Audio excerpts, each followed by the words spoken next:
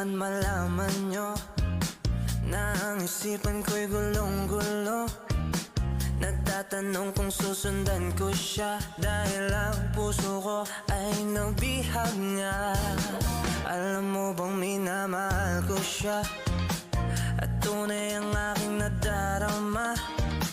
Kahit ako'y nagmumukhang tanga, ay ayos lang basta kasama siya.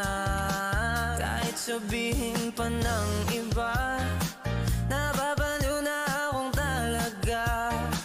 Kahit merong ibang nagcha-cha-cha, nagrurumba, nagsasalsa, pwedeng sabihin nyo to sa kanya.